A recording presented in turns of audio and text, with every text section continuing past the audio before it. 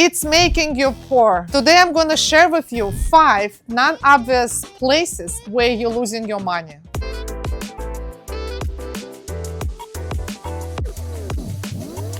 I'm Rivkin, an expert in financial freedom and business growth with over 26 years of experience in tax and accounting. In our lives, we're so focused on making more money, earning more money. Working with thousands of business owners for over 26 years, what I have learned is many business owners, they're so busy because they're working so hard, endlessly, long hours in the business, and they don't have time to identify these blind spots where they're losing so much of their hard-earned money. What I learned is sometimes we just need to slow down, and instead of just going and earning more and more, increasing our revenue and sales, which is great, but we need to focus on what we already have and see, based on what we already made and whatever we're paying in terms of the expenses, is where this cash is leaking and how to identify this leaking cash. So this way we can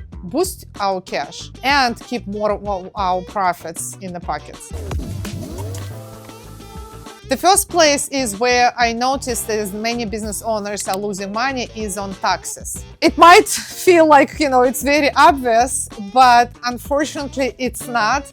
And one of the reasons for that is many business owners, they just so busy and occupied of running different hats, taking care of all this business, that they just simply don't have time to focus on taxes, or sometimes they don't even have the right professionals that they're working with. And it's having these right professionals and being able to sit down, to meet up with them and create the strategies in the beginning of the year to identify what are the ways they can save money, how much are they going to be paying in taxes, what are the ways to reduce this tax liability, is this something that will help them to reduce the liability, boost cash instantly, and save this hard-earned money in the business versus sharing it with Uncle Sam. So I would like to share with you one of the client success stories with our clients. One of the clients that when originally he came to us, he never implemented any strategic tax planning, and when we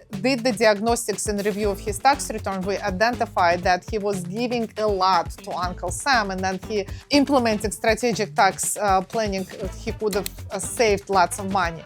And in fact, this is what we started doing. So the first year when we started working with him, we came up with different type of strategies. Some of the strategies was the putting money towards the pension. One strategy is implementing accountable plan. Another strategy is that he was investing in real estate, so we were able to save him money with the cost segregation strategy. Another strategy that we implemented is that Section 179 special, and as well as special depreciation, because he is in transportation business, and in order for him to grow the business, he needs to acquire more vehicles. And then with these vehicles, by being able to implement Section 179, special depreciation, we were able to deduct more in taxes. And then the money that he saved, he was able to reinvest them back in the business. There's many other strategies that can be implemented. So therefore, it's very important to work with the professionals who know everything about your business, know the strategies. Where would you like your business to be? If you are in this growth stage, and if you would like to grow, how you can save the money and reinvest them back into the business. And if you're not working with anyone, then you can absolutely message to us, and we would love to work with you and help you identify what are the right strategies that you can implement in your business, so you can start boosting your cash immediately and increasing your income.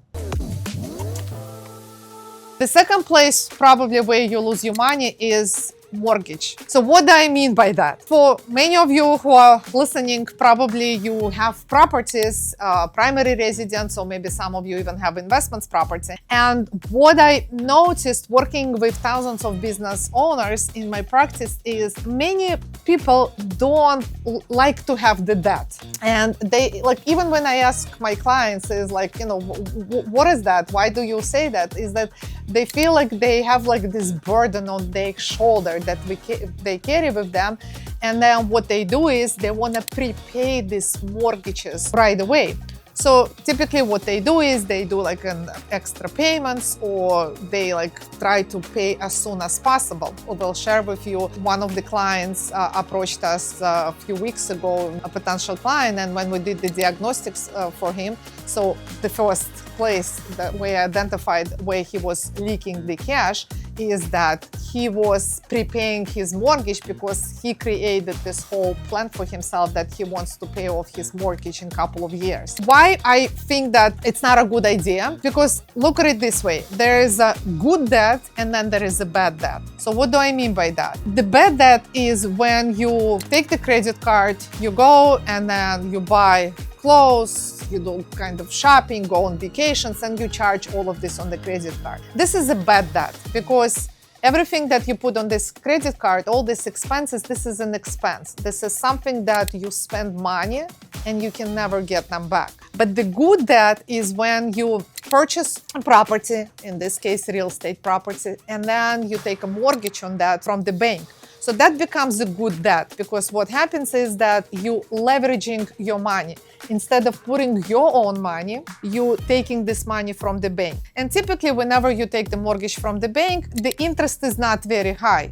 I mean, today, yes, the interest rate is more higher than what it used to be a couple of years ago, but still, typically, the real estate mortgage is the cheapest debt versus buying a car or getting a business mortgage or private lending, any type of loans. If you have the possibility of borrowing this money from the bank and then paying it off to them in the certain period of time that you took the mortgage, then there is no need to accelerate these payments to pay them off. What I would suggest is instead of paying this mortgage off, is you can actually take this money and buy another property. So then in that case, what's going to happen is that that property, another property that you're buying with this money, it's going to generate extra income. And with this extra income, you can pay your original mortgage. So see, this is the fastest way to accelerate your income. This is the wealth creation formula that all wealthy people use, is instead of working hard yourself, you're taking money from others, you're leveraging others' money, and then with this other money, you buy, and then you can make more money.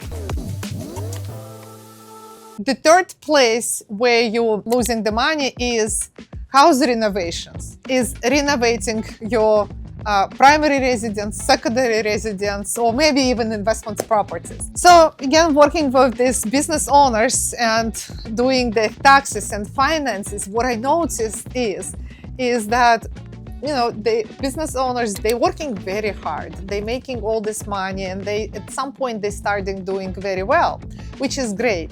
And obviously, the next thing, what happens is that now that they're making all this extra money, they want to spend them on something that will bring them pleasure.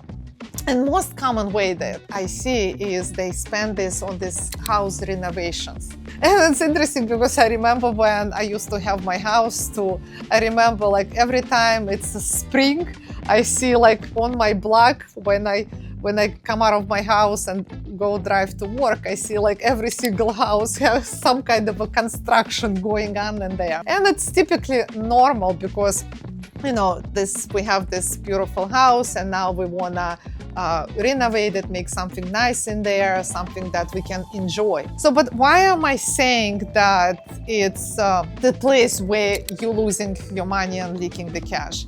Is the way I look at it is, when you do all these renovations and putting into the house, at the end of the day, it has a meaning just for you. And even like from my own experience, I had both of my houses, and I remember I was exactly the same way when I purchased my first house.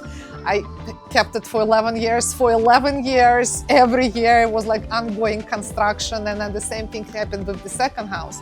And then when you sell the house, a lot of the times, unless obviously you buy like a complete destroyed house, but a lot of the times like no one cares about like all these different types of renovations, and typically the next person that comes in, they do their own renovation. So then what happens is that all of this money becomes a lost money because you're not gonna get them back. So even though like when you purchase the house, maybe it went up a couple of $100,000, but yeah, okay, it went up because it appreciated in value, because real estate went up in value. But it's not because you put this money and efforts and time and energy into the house. So I invite you to actually go over the numbers and see how much you have spent and put this into the renovations in your house. And instead of doing that, if you would have taken this money and maybe buy another property and then just receive the passive income from it, that will help you to pay for your current mortgage or current expenses. The fourth place where you can lose your money is spending on luxury items. So what I mean by luxury items is for those that love brands, and I'm guilty of that as well. I remember that I used to, buy all these luxury brand items, loved shopping, shoes, clothes, but this is where we spend all of our hard-earned money. And working with business owners, seeing their financials, seeing their credit card statements, the bank statements, see how they spend money, there's a lot of money being spent on that. I remember I used to buy like these shoes, the bags. I remember when I was moving out of my house, these boxes, Gucci boxes, Christian Dior, D&G, and like the shoes, the bags, all of this, they cost a lot of money. It all has meaning to me and no one else. And unfortunately, I couldn't take it with me. A lot of it I just gave away into the charity. But some of it, what I had to do is I had to throw out. But the interesting thing is that even to throw this out into the garbage, I needed to purchase a garbage container for which I needed to pay so I can throw all of the things that I spent and acquired throughout the years. And that made me realize is that we spend so much of our money on something in reality that we don't even need. But now I invite you to think about it, purchasing these luxury items and spending money on that, or taking this money and investing them so you can make more money in return. And the fifth place is mismanaging the cash flow of your business finances. So what do I mean by that?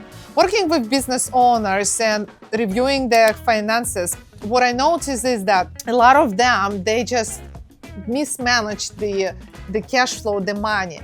And it's not your fault. It's because no one teaches us, and you don't know. I mean, you're a business owner, you know how to run your business, do whatever it is that you do, whatever you're passionate about. So it's not your job to understand the numbers.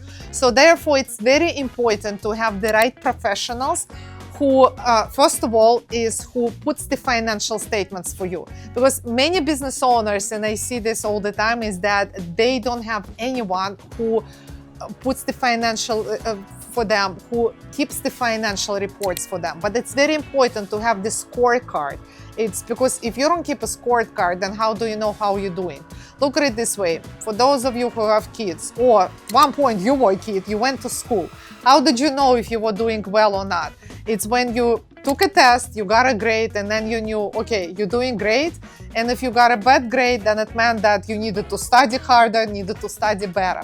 So the same thing comes with the business. It's keeping the scorecard, is how much in revenue comes in, and then how much in expenses, and what type of expenses, how you're spending the money. And I just wanted to share with you lastly one story. I had one of the strategy sessions with one of my clients, and he's in the construction business. So after reviewing his financials, we were able to identify is that his revenue went up by 17%, which is great. But then at the same time, we saw that his cost of goods sold went up by 66%. So what does it mean? It means that he is losing money. So these are some of the important things that you need to know, because if the cost went up by 66%, that means that you need to reevaluate your invoices, how you price, how you invoice your clients. Because if you don't analyze the numbers, if you don't know what's going on in the company, then you're going to be losing the money. So this is just one of the examples that I wanted to share with you. And I see this very often, how mismanagement of the finances, or not even knowing what's going on in the company, can lead you to lose money. So here you go. I just shared with you 5 non-obvious places where you can lose your money. And if you have any comments, please leave them below. Let's have a discussion. Thank you for watching. And remember, it's all in your hands.